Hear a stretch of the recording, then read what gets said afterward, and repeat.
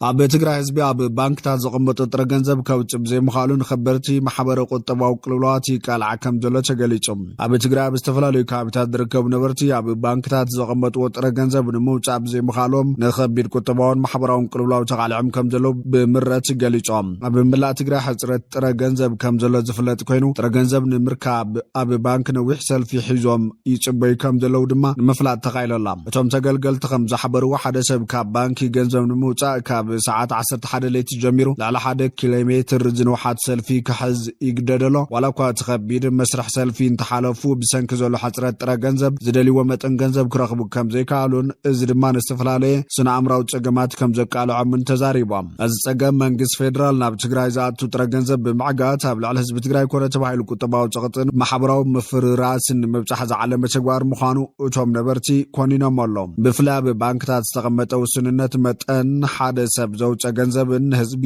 ንዘይሕጋውያን ሃረፃ ወይ ድማ ፀሊም ዕዳጋ ከም ዘቃልዕ ዘረድእቶም ነበርቲ እዚ ድማ ነቲ ህዝቢ ኣብ ልዕሊ ዝዓነወ ቁጠባ ተወሳኺ ሸኽሚ ኮይንዎ ከም ዘሎ ተዛሪቦም። እዚ ኩነታት ብህፁፅ መፍትሒ እንተዘይተገይሩሉ ንህዝቢ ናብ ዝኸፈ ሰብኣዊ ቅልውላው ዘእቱ ምዃኑ እቶም ነበርቲ ስጋቶም ገሊፆም። ብኻልእ ሓበሬታ ቤት ፍርዲ ኣሜሪካ ግዜያዊ ፍቃድ ዘለዎም ኢትዮጵያውያን ኣብ ሃገሮም ከይስጎጉ ወሲኖም። ፌደራላዊ ቤት ፍርዲ ኣሜሪካ ነቲ ፕሬዚዳንት ትራምፕ ኣብ ኣሜሪካ ንዝነብሩ ኣሽሓት ግዜያዊ ፍቃድ ዘለዎም ኢትዮጵያውያን ኣብ ሃገሮም ክስጎጉ ዘመሓላለፈ ውሳነ ነፂግዎሎም። እቲ ብፌደራላዊ ዘባዊ ዳኛ ብሪያን መርፊ ኣብ ቦስተን ዝተዋሃበ ብይን ነቲ ምምሕዳር ትራምፕ ንኣስታት 5,000 ኢትዮጵያውያን ዜጋታት ዝግበር ዝነበረ ግዜያዊ ሓወላታት ንምቁራፅ ዝወሰዶ ስጉምቲ ዝዓግት ምዃኑ ሓበሬታ ኣመላኺቱ።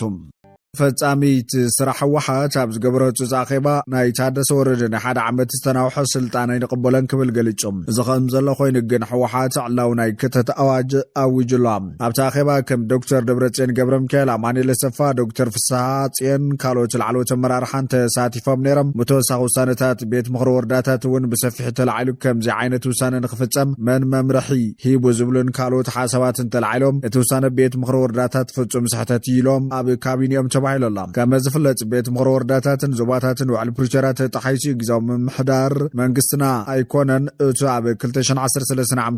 2.7 ሚልዮን ዝተመረፀ ሕጋዊ መንግስቲ ትግራይ ናብ ቦቱ ይመለስ ብምባል መግለፂ ኣውፅአን። በዚ መሰረት ፕሬዚዳንት ታደሰ ወረደ ናብ ናይ ዞባታት ማሕደርትን ፈፀምትን ዝኾኑ ብናይ ዋትሳፕ መልእኽቲ ብምምሕልላፍ እዚ መደብ ዘውረድኩም ሰባት ሓላፍነት ትወስዱ በዓልኩም ኢኹም ካልኦትኩም እውን ጥንቃቐ ግበሩ ጠጠው ኣብልዎ ክብል ኣጠንቂቐ። ነዚ ተኸቲሉ ናይ ህዝባዊ ወያነ ሓርነት ትግራይ ሕወሓት ስራሕ ፈጸምታ ብዝነበሮም ኣኼባ እዚ ብወረዳታትን ዞባታትን ዝወፀ መምርሒ ቤት ምክሪ መን ከም ዝኣዘዞ ይንፈልጥን ስለዚ ብህፁፅ ጠጠው ክብል ኣለዎ ክብሉ ምግላፆም ተሓቢሮላ። እዚ ከም ዘሎ ኮይኑ ግን ሕወሓት ዕላው ናይ ክተት ኣዋጅ ኣዊጆላ። እቲ መጋቢት 30 ናብ ኣብያተ ፅሕፈት ወረዳታትን ዝተለኣኸ ደብዳቤ ብህፁፅ መስርዕ ምልኡ ዝብል ቀጢን ትእዛዝ ዝሓዘ። እዞም ብክብሪ ይኹን ዘንጠብጠቡ ኣካላት ከምቲ ኣብ ጣብያታት ነካይዶ ዘለና ናይ ምስላፍን መስርዕ ናይ መምላእን መደብ ስራሕኛ መንግስቲ እውን ናብ ኣሃድኡ ክፅምበር ስለ ዘለዎ ሓለፍቲ ቤት ፅሕፈት ብዝሃብኩምና ፅንዓት መሰረት ካብ ቤት ፅሕፈት ጀሚሩ ክሳብ ጣብያ መሓውር ዘለው ናብ ኣሃድኦም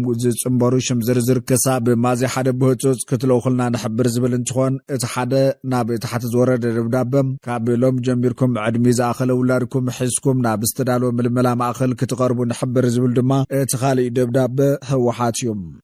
ኢትዮጵያን ጃፓንን ኣብ ወተሃደራዊ ዘፈር ዘለውን ምትሕባር ንምጥንኻር ተስማዕሜን ኣለዋ። ኢትዮጵያን ጃፓንን ኣብ ዓውድታት ወተሃደራውን ፀጥታን ዘለውን ምትሕባር ንምጥንኻር ተስማዕሜን። ሚኒስተር ምክልኻል አይሻ መሐመድ ብፍሉይ ኣማኻሪ ቀዳማይ ሚኒስተር ጃፓን ኦዌ ሳዳማሳ ዝተመርሐ ጉጅለ ልኡኽ ብምቕባል ኣዘራሪባላ። ኣብቲ ዘተ ድማ ብሄራዊ ረብሓ ሓበራዊ ድሌትን ክብርን ክልተን ሃገራት ኣብ ዘኽብሩ ጉዳያት ፀጥታ ብምጉዳድ መስራሕ ኣብ ዝከኣለሎም ኩነታት ሰፊሕ ምይይጥ ኣካይዶም ተባሂሎም። በኻልእ ወገን ፕሬዚዳንት ፑንትላንድ ሰይድ ዓብደላሂ ደኒ መንግስቲ ሶማልያ ንፌደራላዊ ስርዓት ሃገር ንምድኻብ ዝዓለመ ፖለቲካዊ ስትራቴጂ ክተለሎ ክብል ከሲሶም። ደኒ ኣብ ኣውራጃ ቃርዶ ኣብ ዝሃቦ መግለፂ ኣማኻሪ ፕሬዚዳንት ሼክ ዓሊ ዋጅስ ፌደራላዊ መንግስቲ ብቐጥታ ንዞባዊ ግዛኣታት ከም መሓድር ከም ዘሎ ዝሕብር መደረ ንፌደራላዊ ስርዓት ሶማልያ ቀጥታዊ ስጋት ከም ዝኾነ ብምግላፅ ስጋቱ ገሊፆላ። እዚ ሓሳብ ድማ ናይ ፕሬዚዳንት ሼክ መሐሙድ ከም ዝኾነ እምነት ኣለኒ ዝበለ ደኒ ንፑንትላንድ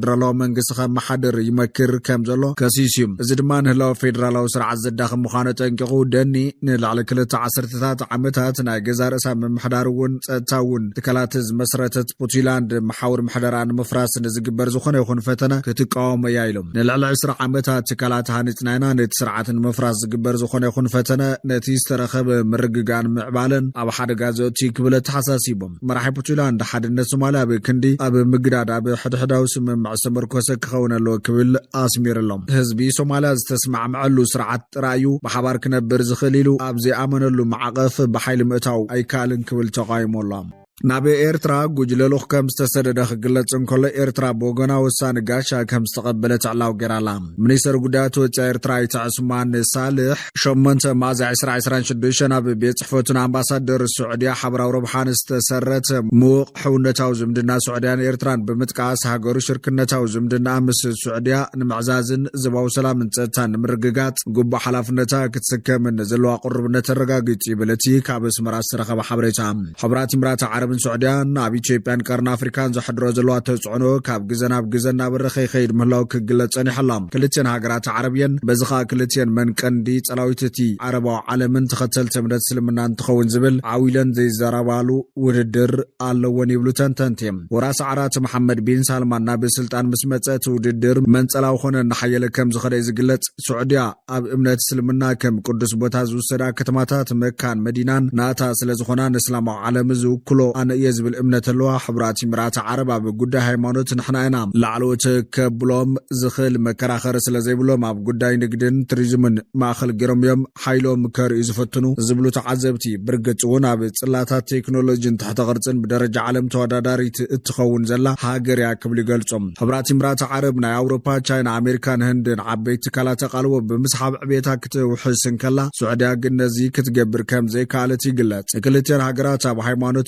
مركز مريحنة زختلا بمخانن أب بوليتيكا مداي بمعري نقفيت هزور دنزلام حبرات إمارات عرب أب أقول مركز دل كتبات هنس كم زلا دبي حنتي تبغت عملتي عزبلو زوم تعذبتي سعودية خا قطبة بغندو كابتي أب كرسا زلو ندادي مركز اتندادي شيء ترخب جنزب كاب أوروبا أمريكا زمنا وتهدرون وات بمشمات وتهدرو عقمة أب مقلوات تركب أبزو تهدرو مدى إمارات كندي سعودية أيسو قومتن اتناي ودير منفس مسجزن حد ناب متصللا تيون دحر مبال اتناي موجود دارن متصللان منفس كاب مرحتن كم زجمر يحبر كاب زحليفو دمام ناب قدا إيجيبيان إيرتران كم سجر يزنقار إيجيبيا قدا يوان النتاف دق بحر مس العلت مس إيرتراز نبرن ركب كاب جزناب جزا النحشكر يزمت زلو مستجنا معلب زي رخبة كينات حد السودان تحيزوش إيجيبيان هجرات وش متعرب ترجع ميكل علي سماعم وتوما بكينات حد السودان تسميدم زلو بهمي تزمر حد عمل سريعن بالبرهان زمر حسرا السودان ናይውክልና ኩናት የካይድ ምህላው የሚገለጽም ኢትዮጵያ መስተአካል ሶማሊያ ዝኾነ ሶማሊላንድ ዝተፈራረመች አፍ ደገ ባሕር ዘውብ ወዕልውን ሓደ ካብቲ ኣብ ዞባ ላምባ ዝነስነሰን ብድሕሪ ድማ ስዑድ ዓረብን ኢሚራት ዓረብን ዘለዎ ፍክክርን ምዃን ይግለጽም እስራኤል ንሶማሊላንድ ከም ሃገር አፍሉጦ መሃባ ንመንግስቲ ሶማሊያ ቆጥዑ ክሳብ ሕብራት ኢሚራት ዓረብ ዝነበሮ ርክብ ዝቆርጽ ገይርዎሎም ካብዚ ብተወሳኺ ስዑድ ዓረብ በቲ ሓደ ገጽ ኣብ ሞንጎ ኤርትራን ኢትዮጵያን ዘሎ ሓርፋ ፍርክብ ንምፍታሕ ናብ ኢትዮጵያን ኤርትራን ለኡኻት ከም ሰደደት ክግለጽ እንከሎም በቲ ካልእ ገጽ ድማ ነታ ኣብ ኢትዮጵያ ምልእህልውና ዘለዋ ኢሚራት ዓረብ ካብ ዞባ ንምጽራግ ምስ ኤርትራ ጥቡቕ ርክብ ትምስርት ከም ዘላ ብዙሓት ተዓዘብቲ ይገልጹ እዮም بخالق حبرت امسيران سممع مقرات تخصكو انت تجبر انصار عطو جل حزب الله ذكر زلو جن يقتل كم زلو سب السلطان قالوچام اسرائيل وشت 10 دقائق العالميت ازتاتن وتهدرو بوتاتاتن حزب الله بموقع دحرت اغار سراويتن اب ليبانوس زوافرت لغزا زعبي متقعات اير مخانو قليصام دبوباو كابتات بيروت دبوباو ليبانوسن مبرقاو غلاغل بكان علامة متقعات خاب زخون كابتات يوم منيستر تعنا ليبانوس بوحد 182 سبات كم زموتن اتغطر كوسا كم زخلن قليصم ات منيستر وسخو بتمتقعات 897 قوسيلوم سرحنياتات ترديت اب بيروت دحر استفصم متن سفح متقعاتي نفرتي اب فرسرات هنصاتات تدبنو سبات مدحان ساعات دليا اكايدو مالو كابتن فرسرات دحان استغودو زموتو بفشختا استسالو سلتات درابيتات قرات كراونتي زيتودع يغزا ናይ ቤት ትምህርቲ ይርከብዎም እዚ መጥቃዕቲ ዝፍጸም ዘሎ ቤት ጽሕፈት ቀዳማይ ሚኒስትር እስራኤል ቤንጃሚን ኔታንያሁ ፓኪስታን እቲ ዓርቂ ኣብ ሊባኖስ ንዝካየድ ዘሎ ግጭት እውን ዘጠቓለለ እዩ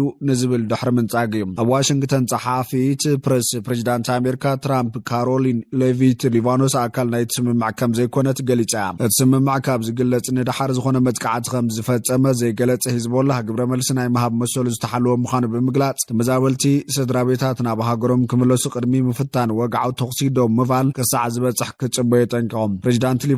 ሊባኖስ ኣብ መስርሕ ዞባዊ ሰላም ምስራሕ ክትቕጽል ምዃና ገሊጾላ ኣብ መንጎ ሂዝቦላን እስራኤልን ንዓሰርተታት ዓመታት ዝቐጸለ ግጭት ኣብ ቀዳማይ መዓልቲ ኩናት ኢራንን ኢራቅን ላዕለዋይ መራሒ ኣያቶላ ዓሊ ኻማኒ ድሕሪ ምቕታሉን ኣብ ሕዳር 2014 ዝተስማዕምዕሉ ተኽሲ ዶም ምባል ብምጥሓስ ናብ ሊባኖስ ብቐጻሊ ሮኬት ብምትኳሱን ተጋዲድ እዩ ሚኒስተር ጥዕና ሊባኖስ ብውሕዱ 130 ህጻናት ዝርከብዎም ላዕሊ 1700 ሰባት በትውግእ ከም ዝተቐተሉ ሓቢሮላ እስራኤል 1100 ዕጡቓት ሂዝቦላ ከም ዘቐተለት ገሊጻ ላዕሊ 1.2 ሚልዮን ሰባት ተመዛቢሎም ሓይልታት እስራኤል መሰረተ ልምዓት ሂዝቦላ ንምዕናውን ነቶም ዕጡቓት ንምስጓጉን ኣብ ዘካየድዎ ስራሕታት ኣብ ጥቓዶ ብዝርከብ ዓድታት ክድብድቡን ውሕስ ቦታ ንምፍጣር ክሰርሑን ጸኒሖም እዮም እዚ ድማ ድሕሪ ምዝዛም እቲ ኩናት ገለ ከባቢታት ኣብ ትሕቲ ቁፅር እስራኤል ክጸንሑ ከም ዝኽእሉን ብዙሓት ነበርቲ ናብ ገዝኦም ክምለሱ ከም ዘይፍቀደሎምን ስኽፍታታት ተልዒለላ ሰበስልጣን እስራኤል ምስ ኢራን ዝተበጽሐ ስምምዕ እኳ እንተሃለወ ኣብ ሊባኖስ ስርሒታቶም ክቕጽሉ ድሌት ከም ዘለዎም ገሊጾም እዮም